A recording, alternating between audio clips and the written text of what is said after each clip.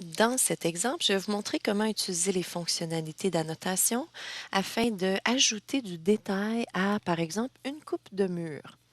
Alors, premièrement, vous devez vous rendre dans l'onglet Vue afin d'insérer une vue en coupe et vous pouvez le faire à partir du bouton Coupe. Donc, une fois dans cette vue, vous allez voir que vous avez des jonctions, bien sûr, nos superbes jonctions intéressantes qui se retrouvent dans notre bâtiment. Et je vais utiliser l'exemple de celle-ci, jonction mur du rez-de-chaussée, charpente du plancher de l'étage et le mur de l'étage extérieur au-dessus. On voit bien sûr que nos axes sont alignés avec la charpente du bâtiment et nous allons insérer les symboles, les éléments d'annotation qui créent la coupe de mur. Donc, on s'en va dans l'onglet Annoter. Et si bien sûr vous êtes dans Afficher les éléments parce que vous avez modifié les jonctions des éléments à l'extérieur de la façade, ben à ce moment-là, quand vous allez dans la vue Afficher les éléments, vous êtes capable de voir tous ces éléments-là. Bon, à ce point-ci, j'aimerais insérer un symbole pour une solive de rive. Alors là, je vais simplement prendre une petite mesure pour me rappeler qu'est-ce qu'on avait. Donc, on a un 2 par 10 et vous avez les composants de détails qui se trouvent ici dans le département des détails. Je vais charger une famille à ce moment-là. Oups, il faut que j'aille retrouver Program Data, Autodesk, RVT 2020 et les Libraries.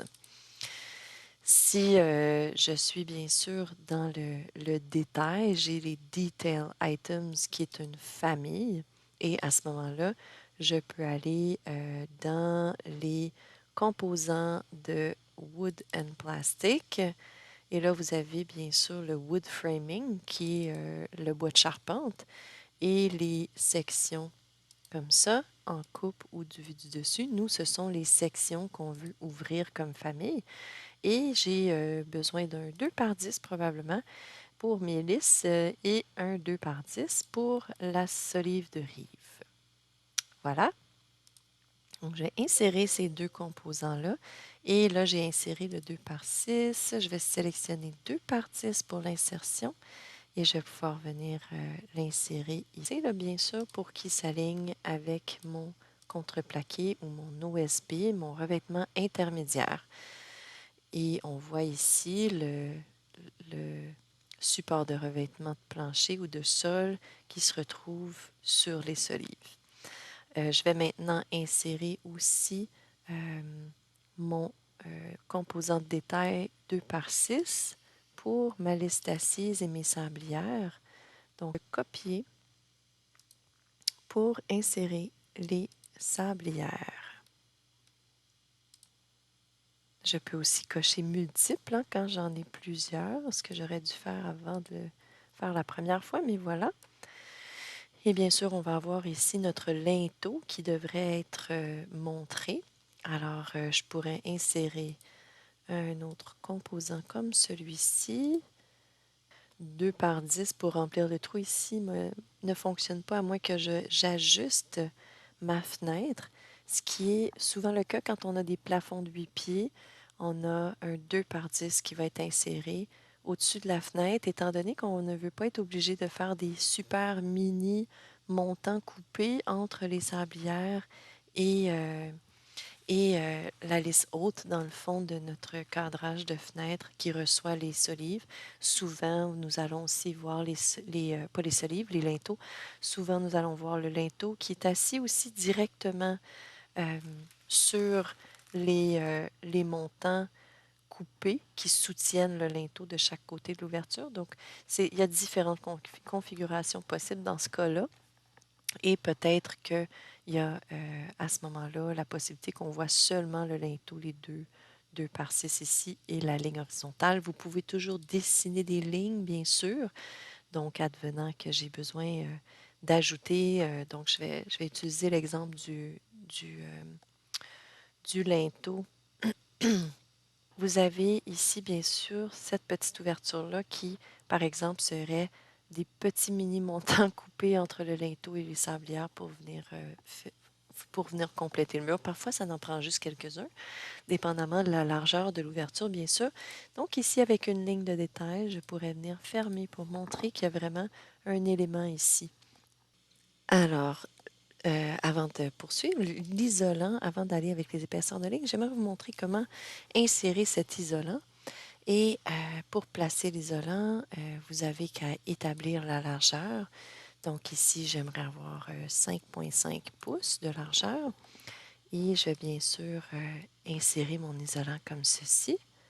Alors, on voit que Revit continue à mesure que j'avance là, et je pourrai ensuite terminer mon isolant comme ça.